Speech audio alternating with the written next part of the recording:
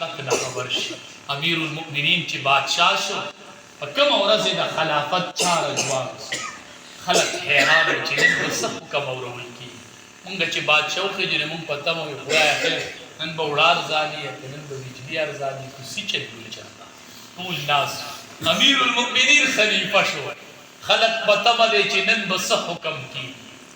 چې چټۍ خورې شولې ټولو ګورنرانو ته چټۍ راغلې د امیر المؤمنین د طرف نه هر یو ګورنر چې چټۍ لولي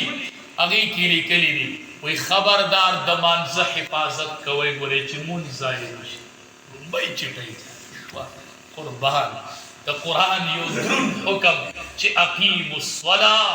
هغې ته عملي جامه اپنا شوله په 22 لاک مربع میل باندې چټۍ خورې شوې ګورئ مونځ ضایع نه کوي. نو ما ته به دا چټۍ کله دې منبر ته راشي دا چټۍ به زه کله وینم چې ما ته دا چټۍ مخې ته راشي. امیر دا د قرآن شاګردانو دې پورې وایم چې دا قرآن انقلاب راوستی انقلاب خلک یې جوړ کړی دا دند جوړ. نو امیر المؤمنین ولاړ دی او عباس رضی الله تعالی عنہ ناوګۍ کله کړي چې ناوګۍ کله کړي هغې نه هغه خټې رټاویږي په امیر المؤمنین باندې کتل هغه وجود ګنده کېږي وجود باندې خټې لګي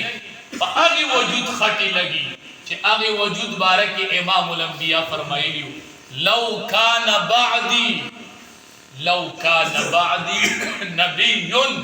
لکان عمر بن الخطاب کما نه پس پیغمبر وي نو دی عمر ته وګورئ دا به پیغمبر په هغه نن خټې را په هغې هستۍ خټې را بهیږي چې راغی د نبي علیه السلام مخې ته کېناست ویل الله حبیبه د پردې حکم الله نه دی رالیږلی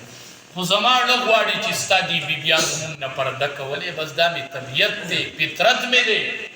اسمان نه وحی رالاله وی د عمر رای الله ته خوښه شوله الله د پردې حکم راله داسې خلک به په مخ د ځمکه ګرځېدل که نه نبی علیه السلام ولیدو داسې روان دی داسې روان نبی علیه السلام چې ورته داسې وکتل که نه صحابه ورته وی ان الله